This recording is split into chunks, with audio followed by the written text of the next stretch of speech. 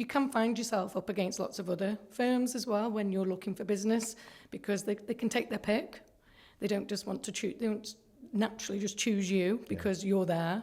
It's usually around the right client for the right advisor, and then from that you will see that the best business is written on the back of it, because it's not just about writing the business, it's about having that continued relationship with that client, you know, for the next 10 years or so.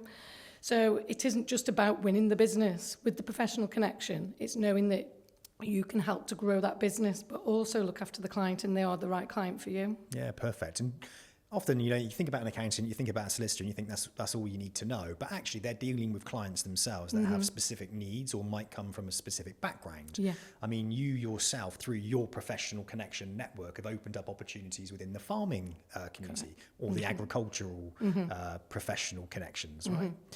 So we'll go on to that in a little bit more detail in a sec, right? But let's just take I just want to sort of, you've obviously had extensive experience from bank assurance into independent advice, private clients, professional introducers. Now you're here at Hoxton. You're at Hoxton Wealth, and we absolutely love you here. You've hit the floor running, and you're having some real success. Why though? Why did you come to Hoxton Wealth? What was your reason? I was feeling a little bit hindered at my last role because I had my own business within the business, so to speak, and I really do enjoy the new business part of the job. Reviews are really important, and annual reviews and touch basing with existing clients, but you've also got to grow. You've got to continue growing your business. So I felt that I'd got to a point where I wasn't going to be able to do that anymore. So I looked for a new suitor, so to speak, and Jonathan J played a huge part in that. And he said, you know, we're going to grow one of the best financial planning firms in the UK. And that was going to be called Hoxton Wealth.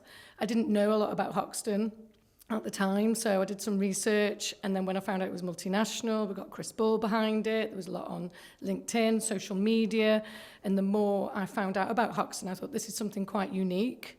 He wants me to come along, he wants me to carry on growing my business and pursuing my professional connections and not want to hold me back. So it was just an opportunity I felt I couldn't refuse. You worked for someone previously, you were employed.